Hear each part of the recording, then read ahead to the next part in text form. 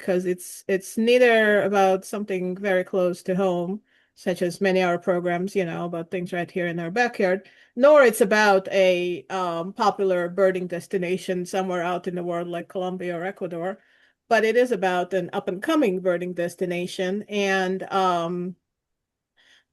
for those of you who attended our October program might remember that when Chris and I were talking about our trip to Armenia, we talked somewhat. I mentioned several times about how things were during Soviet times and how there was a very sort of cavalier attitude toward actual conservation and how things were allowed to, degrade quite a bit. And I was very, very happy to learn afterwards, after coming to the United States, that there was a group of very dedicated and very hardworking people that were, picked up the threads of what was left and throughout all the upheaval, post-Soviet upheaval, like wars and earthquakes and things, they have worked tirelessly to actually restore some of what was lost. And so our presenter today is one of those people. And I'm not going to once again recite all his credentials. They take several pages of small, small, fonts. And the only thing I'm going to say that is not actually part of the introduction on our website is that while attending American University in Armenia, he actually did his internship right here in Pennsylvania. So, in addition to knowing pretty much everything about birds in Armenia, he was also very well familiar with our birds here in North in Pennsylvania. And that's so Karen Aghababyan is the lead ornithologist in Armenia today, and this is the title of his presentation. Without any further ado, Karen, over to you. Thank you. Thank you very much for coming. Nice to meet all of you. So while Armenia uh, inherited several issues from the Soviet time, and besides that created a number of its own problems, I would like to start to speak today about wetlands in the country. Um, because it's one uh, it's a good example of uh, how we uh, get to the point that we uh, start its restoration. We are a little bit behind of the world because many countries understood the necessity of wetland restoration earlier than we. But nevertheless, we are also in front of some other part of the world which still doesn't get to that point. So I will tell you briefly about Armenia, then a story about weapon degradation. We'll speak a little bit about how it is associated with the population, with the change of the water population, and I will speak about weapon restoration. So, as you may know, Armenia is a part of Caucasus Mountain, located between Black and Caspian Sea. Um, it is a landlocked mountainous country, quite small. It has apparently the size of Maryland state, and its average elevation is above 1,000 meters above sea level. The lowest point is 375 and the highest is 4,000 meters, 4,090 in Argas Mountain. And this elevation range poses a wide variety of climatic conditions and in turn wide variety of different habitats. So, the lower part of the country is occupied by semi-deserts, then We have juniper woodlands, dry arid woodlands of made mostly on coniferous trees, then deciduous woodlands, then mountain steppes, subalpine meadows, and subalpine carpet. And all these different types of habitats are occupied by different birds. And besides that, we have a number of wetlands. We have predominantly two types of wetlands, so-called brackish wetlands, although we are not seaside, but high uh, level of salinity of the soil in our plain uh, makes these wetlands a little bit salty. So that's why we end up with the Yeah. Ganjan, could you maybe get a little closer to your mic or speak a little louder or something because it sounds a little muffled. Sorry about that.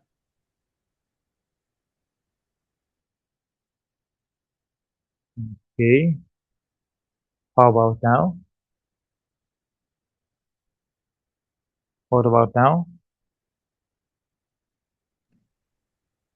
It's still a Uh, bit muffled. Although one option I just put it into the chat is that you can put on the captions, and the captions actually help a little bit. It may be the connection. Oh, Brian, this is Sue. Is this something we can do on our end? I don't think so. Okay. Yeah, I think maybe Karen, if you can get closer. Oh, so the microphone is right there at your chin. I see you holding it. yes, Yeah, no, yes, yes, you know absolutely. what? That's good. Or How left. close it is right now is perfect. Yeah, maybe do if you can hold the microphone there. It is hard, but I will. Thank you. I'm sorry.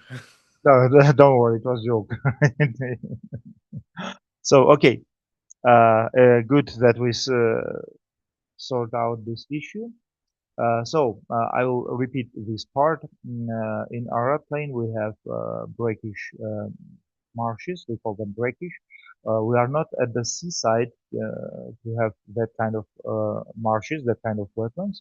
But the salt in our plain has high level of salinity. And that's why the wetlands there, they get a little bit salty, and we eventually end up with calling them brackish marshes.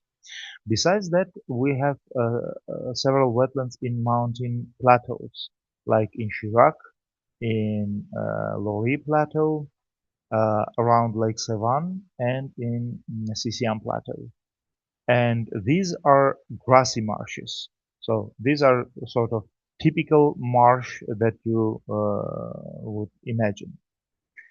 And the wetlands, not only in Armenia actually, it was true for that period of time for entire world. For capitalistic world, for Soviet Union, wetlands were considered as an evil. At least this was just a useless area and where you can do nothing. Uh, and at most, as an evil, it was a place where mosquitoes breed and come to us. So this is a recovery from old Soviet maps, recovery of distribution of wetlands in Ararat Plain before 30s. So you can see all these brown areas which are brackish marshes and blue areas which are open water sites. The government of the Soviet Union decided that we have to get rid of all these areas and because this is a good sunny valley which is good for agriculture. So we have to dry all these wetlands and to make agricultural lands instead of them. So this is where we end up with our wetlands now. I mean, if you see those small rectangular shapes, these are areas where wetlands also they have been dried. But then Soviet Union understood another interesting point, that we have a deep artesian water um, under the ground, and this artesian water, because of high pressure, if you just drill the hole and make the well, it comes by its own pressure, by gravity, without using any additional power for pumping. So if so, then we can use this water and make fish farms at these sites. So all these rectangular shapes are fish farms. So this is how it looks like now. There are very small areas of natural wetlands, not rectangular shapes, and fish farms. So in total, this resulted to degradation of wetland areas in Arar Plain only, from 30,000 to about 2,000 hectares. And a similar story was with grassy marshes on high mountain plateaus. These areas, they have not been considered good for agriculture, so they were not used, they had not been drained purposely. But because of water acquisition, because of that sort of water management, it also resulted to gradual degradation of wetlands in mountain plateaus from 10,000 hectares down to about 800 hectares.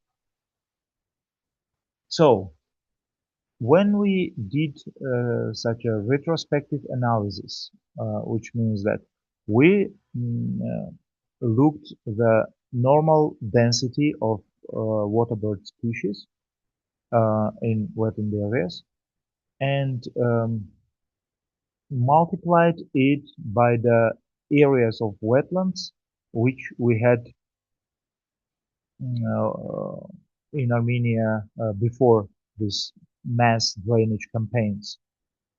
We obtained just a fantastic, from bad point, with bad sense, fantastic numbers of decline. So here are species which declined with more than 80% of their populations. And they include not only quite rare species like, for example, ferruginous pochard, but it also includes such widespread and common species as mallard and gargony. So one of the species that I would like to speak a little bit more than about others is the common crane. In North America, you have sandhill crane, and there are other 7 species of cranes which live in Eurasia. And common crane is spread throughout Eurasia. So basically, there are no threats, no danger for this species.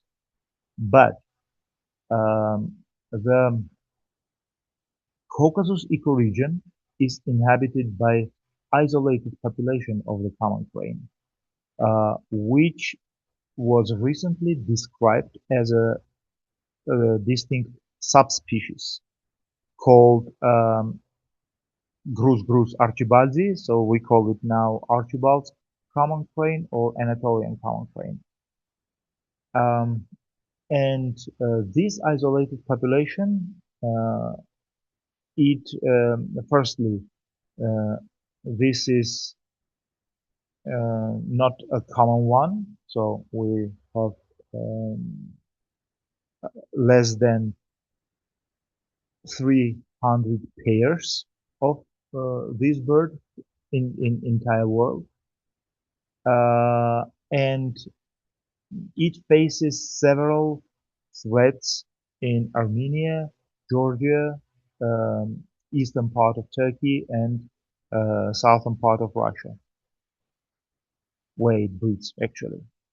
So in Armenia, the dramatic decline of it made from 30 pairs down to 2-3 pairs that we have in Armenia. And all this happened because of wetland degradation. Because cranes, you probably know, these birds are nesting on the ground.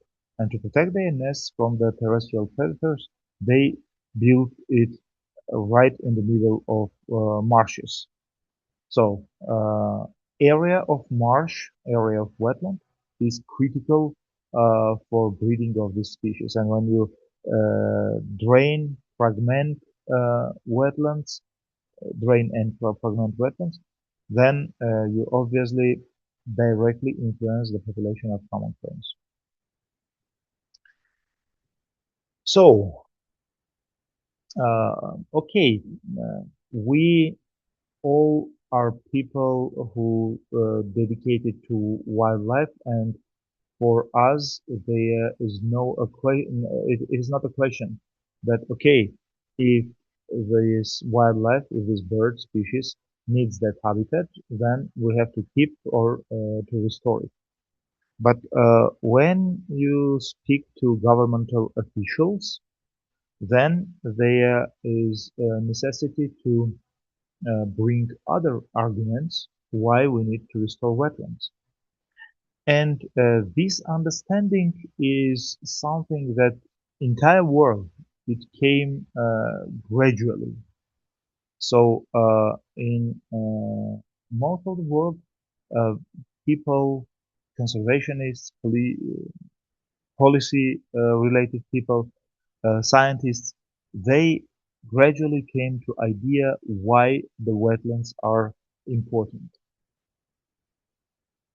So what functions the wetlands have, and what of those functions are the services that human beings, we, can use for free. So what are those ecosystem services?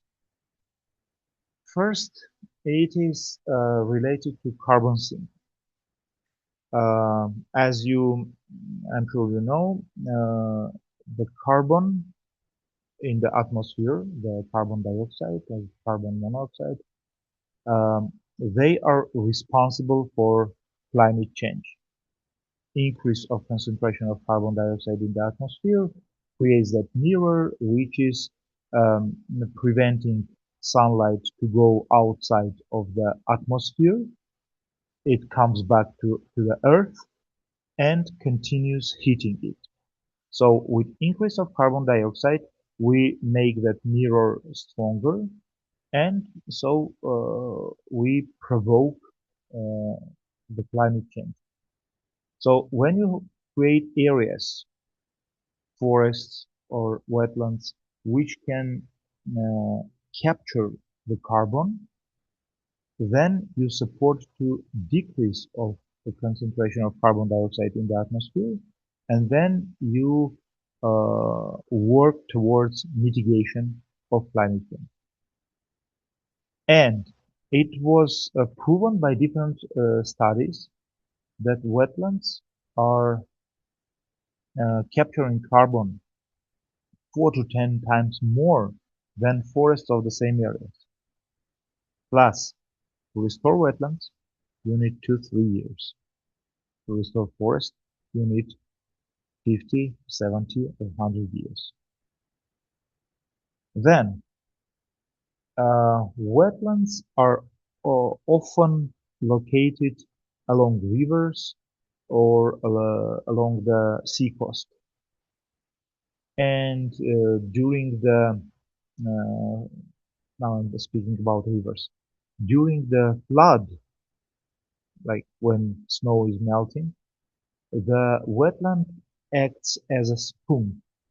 It can capture and accumulate the excessive water, and then in the summer, in a dry summer, it gives this water back. So it works as to prevent floods and um, to regulate local climate, and also it acts as a water reserve. So in Armenia, 2 years ago, we had such kind of disaster, flood of the Bed River, uh, and we had even victims because of that flood. One of the reasons why this happened, because we drought wetlands of Lori Plateau. We made them dry. And because of that, the excessive water during the snow melting period could go only to the river. So it provoked a dramatic increase of water level in the river, flood, and disaster.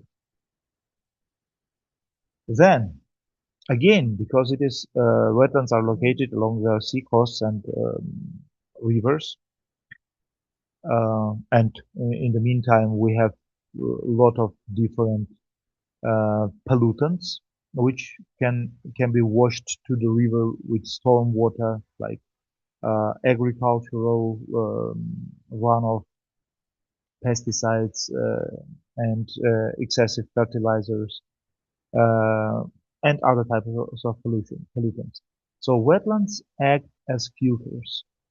The water that goes to the wetland, it becomes filtered, and then the clear water enters to the rivers. Then it is the area for sport fishing, and it is the area for hunting. In Armenia, we have over 50,000 registered hunters, and all of them, they need some place to hunt. And just a few wetlands that are left in the country, they are sooner or later, they are going to become protected areas.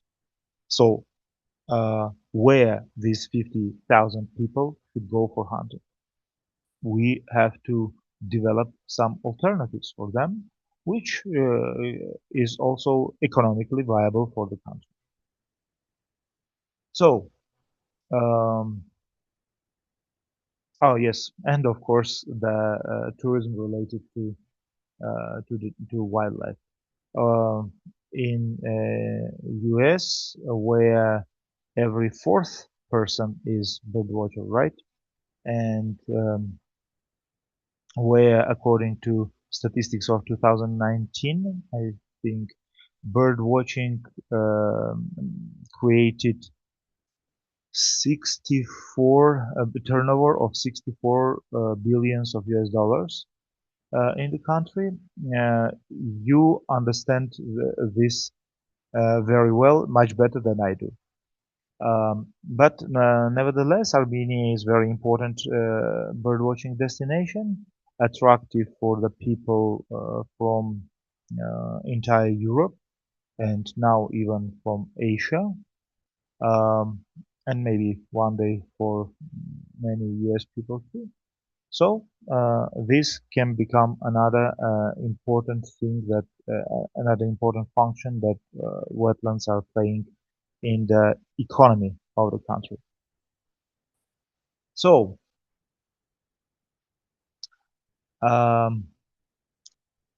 these were arguments which we brought to the governmental officials, and it took us It took us about a decade to bring them to the point of understanding that yes, the wetlands have to be restored because of uh, because they hold the biodiversity, because they can capture carbon, because the country can perform its national determined contribution, which is the obligation of the country uh, within the framework of Convention on Climate Change.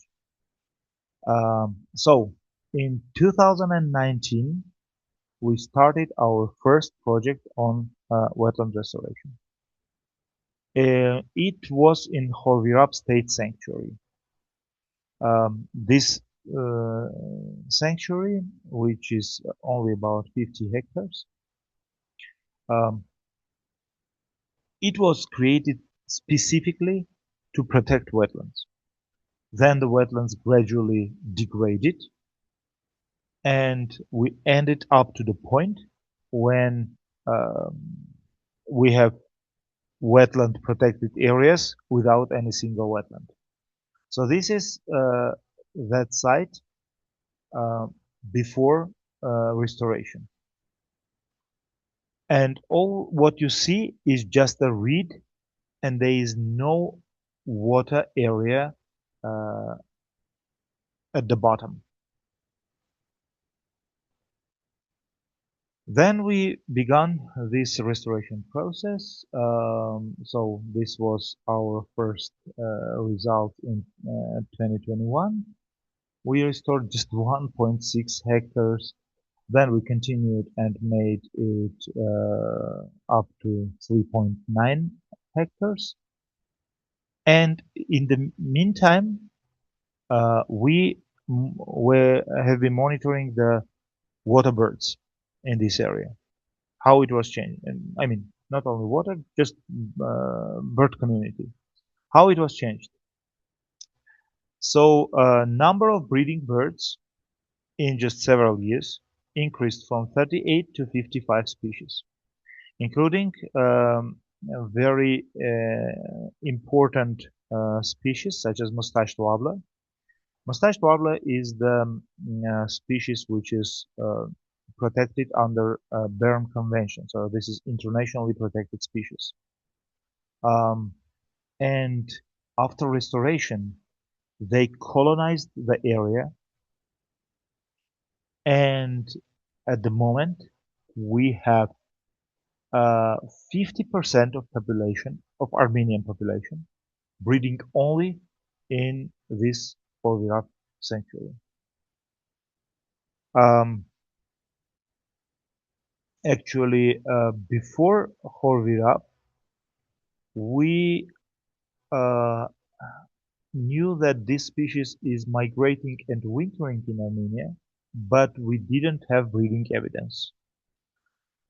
In Horvirab, we obtained the breeding evidence of this species. And now, because it is now breeding species, it is a candidate to be included in national red list. Then it also influenced the migratory bird species. So the wetlands become increasingly attractive for the migrants. Number of recorded migratory birds increased from 31 to 61 species, including such demanding species as pelicans, great white pelican and Dalmatian pelican. So this small success with this yellow outline you see there for the upstate sanctuary helps us to mobilize other funds. So first, we understood the technology, how we do the wetland restoration. Second, we obtained the results that yes, okay, because of wetland restoration, we are having good change in bird community, and we can use these birds as indicators to show how wetlands perform other functions. And we attracted additional money through the World Bank and the Global Environmental Facility Fund and European Union funds, and created two big projects. First project is Resilient, where we are going to restore the rest of marshes in Fort Virab, then some marshes in Lori Plateau, some marshes near Lake Sevan. And another project which is called Restore for Life, and it is dedicated to restoring 100 hectares in our marsh area, which is number 2.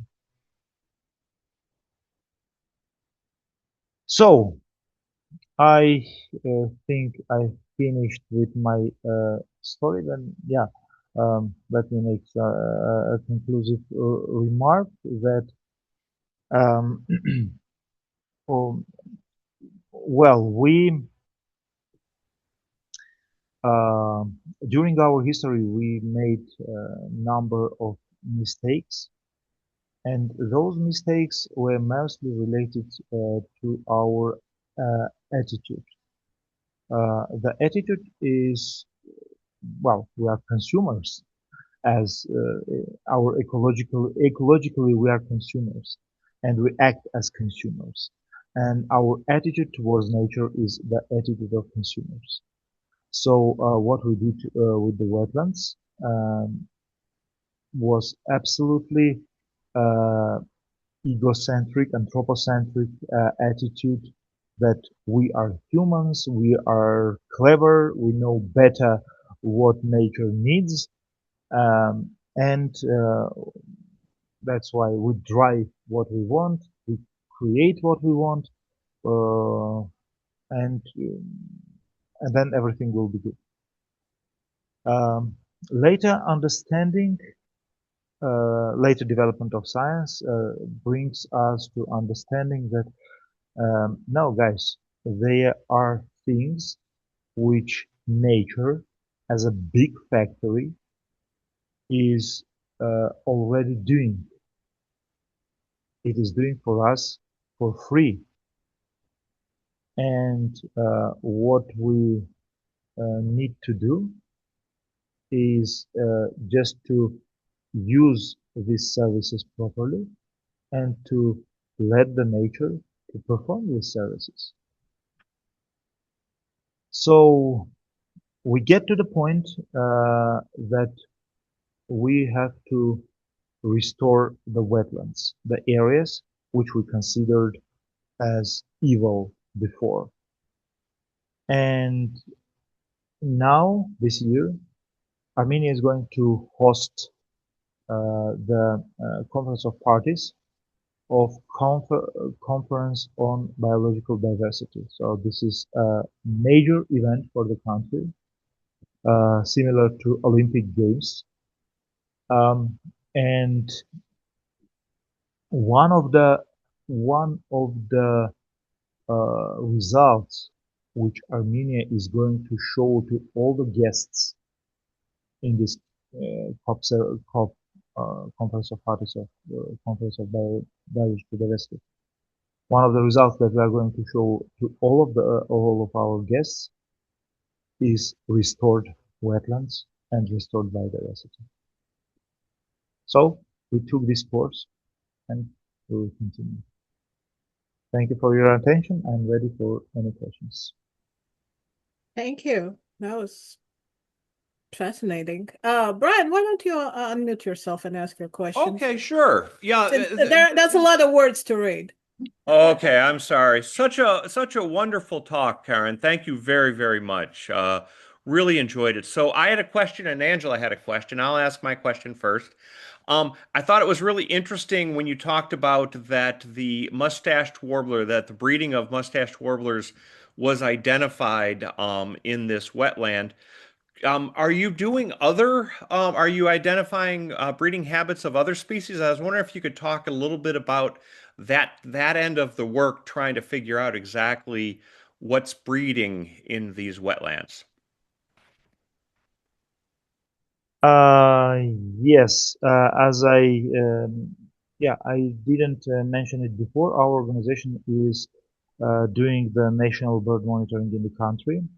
We are doing this from 2003 annually, and we track the changes of populations of all breeding birds in Armenia. And Horvirap was one of the sites of our monitoring. That's why we can surely state that number of breeding birds increased from this to this. And among the breeding water birds, there are 4 species of ducks which occupy this area now. Mallard, um, Gargony, common pochard, and red-crested pochard. Then there are several warblers, like mustached warbler, another rare warbler called Savis warbler, reed warbler, and something else. I'll try to recall. Then some herons, like there was sparkle heron before, but then night heron started breeding in this area, and something else. If you give me a second, I will open our article because we already Okay. Thank you. published. Yes. Yeah, we already published this study in quite a good journal called Wetlands Ecology and Management. And what we miss actually so far, and what is our aim? We miss return of waders, and we definitely know why.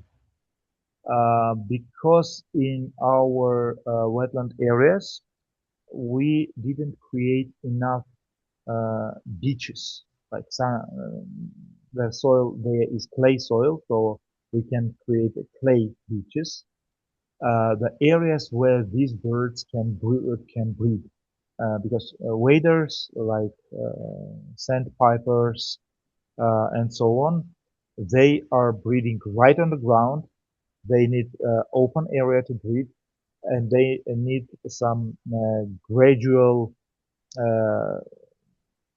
gradually increasing depth of the water, so shallow water where they can feed. And this is what we are missing, and what is our aim in the next 50 hectares. Wow. Thank you very much. Sounds like a beautiful wetland. I'd love to see it. Thank you. I Yeah, appreciate it. yeah. And one more thing that we want to do, like when we dig the ground out, um, we have to put this ground somewhere. So we can create islands, which will be useful for waterbirds. But also we want to make the walls, and the clay walls will be used for bee eaters, which are making their nests inside that kind of wall. So they have to make the 1 meter long tunnel and the nest camera at the end. So they need a big wall. So this is our plan too, in our plan. Very cool. Bee eaters. Wow. Thank you. Yeah. You had another question, Brian? Sure. How is the support for this work? Do you have the Armenian government or municipal governments? Is there support for that? Is there popular interest? Is there private support, international support? I was just wondering about you. You mentioned that you were able to get some EU monies and things. Maybe you could talk a little bit more about, the environment you're working in. Are people getting into this, or do you see resistance? I often, this is joke, of course, but nevertheless, I often say that the best support that government can do is not to confuse our work. So, so we, as I mentioned in the presentation, we get to the point when government is supporting, when government is saying, yes, okay, do this. And this is more than enough for us to do, because then we can go to different international organizations and to raise the funds. And specifically, these wetland areas were restored. We're using the funds of Caucasus Fund for Nature, Caucasus Nature Fund, CNF, which is mostly supporting protected areas, and not mostly. It is its mandate is to support financially protected areas, and this was partly this was supporting Khosrov Forest State Reserve. And the sanctuary, because it is small sanctuary, it is administered by a bigger reserve, by Khosrov Reserve.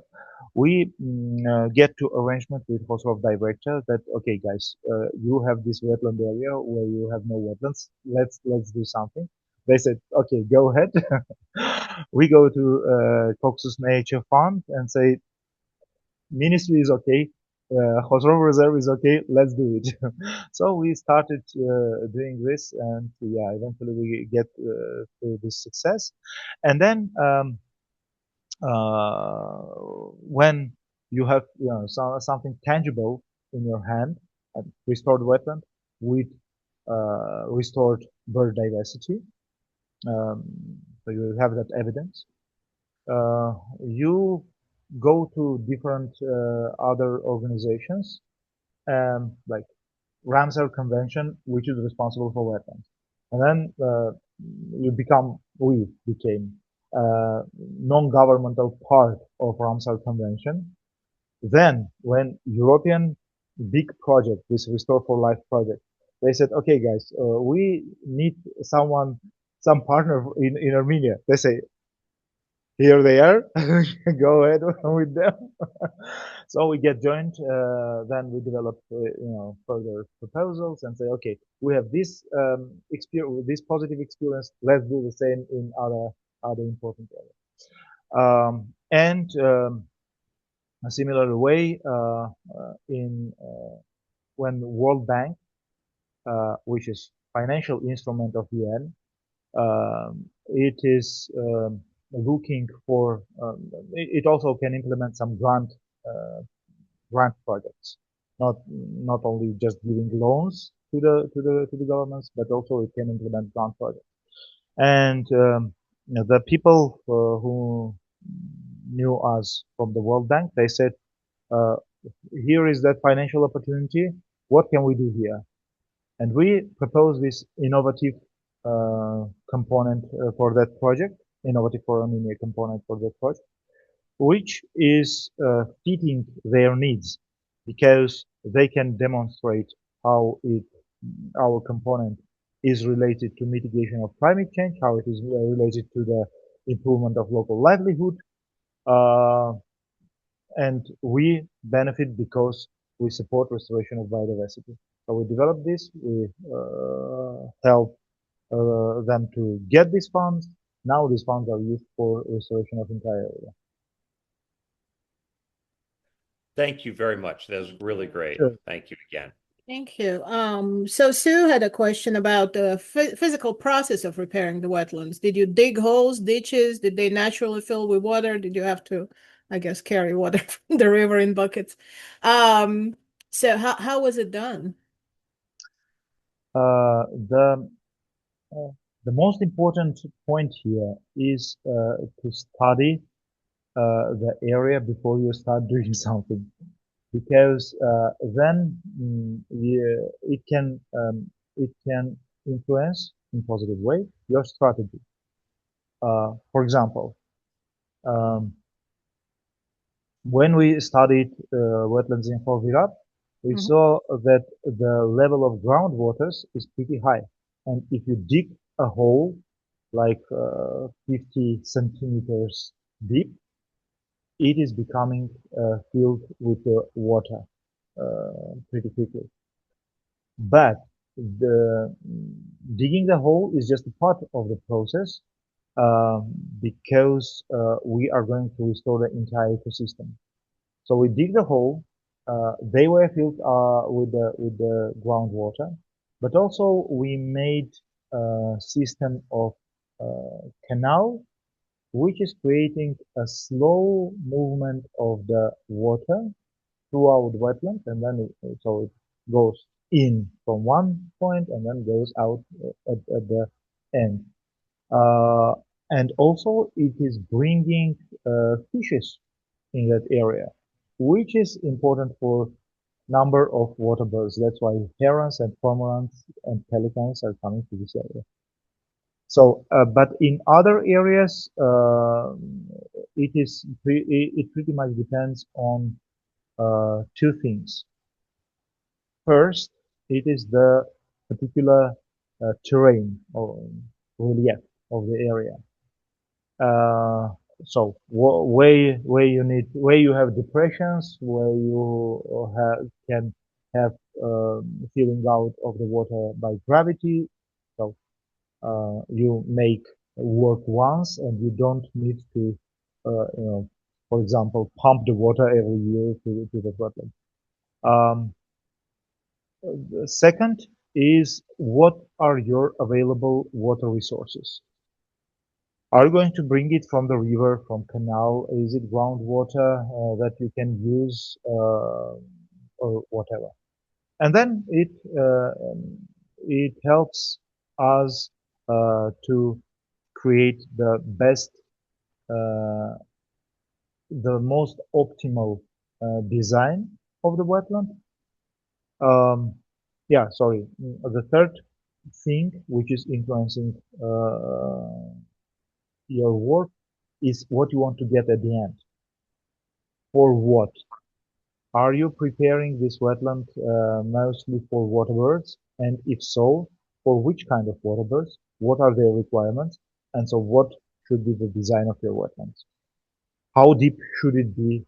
Should it has some deeper areas, shallow water, etc. Are you going, another important question, how you are going to monetize this wetland? In our case with Horvirab, well, it is state sanctuary, and we need to increase the biological diversity. But in other cases, if you are planning to develop a model, monetization model, based on carbon sequestration, because if you capture carbon, then you can sell the amount of carbon that you captured to your government, and the government can trade this carbon internationally. Because yeah, there is a okay. Let me provide some more information. Under the Paris Agreement of Convention of Climate Change, the framework on carbon market was developed, which means that the country which implements activities on capturing and storing the carbon, because it is mitigating climate change, it can then sell these carbon credits. It can verify it as a carbon credit and then sell it as carbon credits, trade them internationally. So your wetland restoration model can be financially based on carbon credits.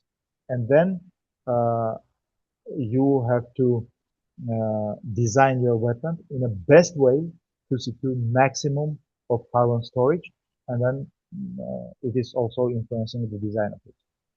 So taking into account all these different points, like goal, opportunities, and restrictions, we are eventually designing the wetland.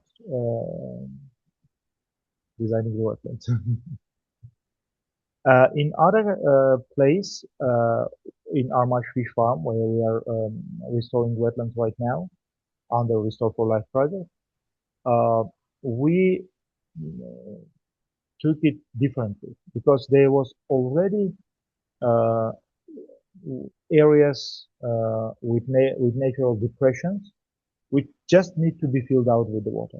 And there is a canal which is located above this area. So what we need to do is to clean the canal because it is clogged, to bring the water, and in the middle of these natural depressions, to make a couple of islands for waterbirds. Because here our main uh, monetizing comes from bird watching tourists.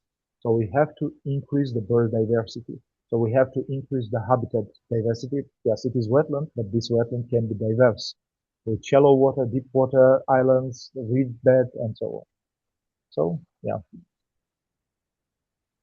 Thank you. So, Roxy, I see your question too, but I have a question as a follow-up to what you were just saying. So for the benefit of everyone else on the call, the largest lake in Armenia, Lake Sevan, was lowered during Soviet time, and actually we almost lost it, I think. And then it was restored to some degree, not to the full level that it was, but to some degree. And then the areas that were cleared for arable land then just got flooded again. And so when we were in Armenia, we were birding along the those areas like Lechk, for example, and we actually saw quite a few shorebirds, just as an aside.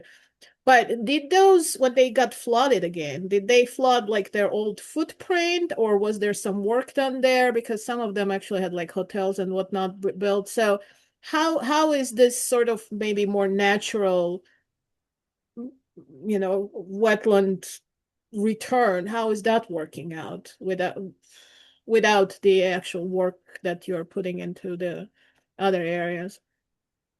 Well, yes. Lake Sevan was lowered by Soviet government by 19 meters, and it was really disaster for the lake because it changed the temperature regime of the water, chemical parameters of the water, and so on. Then the process of eutrophication, the algal bloom, started in the Lake Sevan, and then the Soviet government understood that so this process of stopping and savanna restoration, it started even in Soviet period. Mm-hmm. So the Soviet government saw that disaster. It stopped the process of decreasing the lowering of water level, and they thought about bringing additional water to Lake Sevan to raise its water level. Then Soviet Union was destroyed. Then we had all these years in Armenia of energy and economic crisis. And then in 2010, we restarted the process of restoration,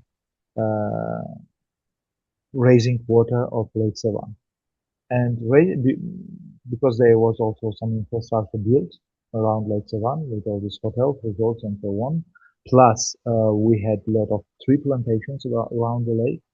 So we have to do pretty much of the job. First, to clean the shore of the lake from trees, because otherwise they are going to be flooded and they are going to die, drop in the water, decay, and so on. And also to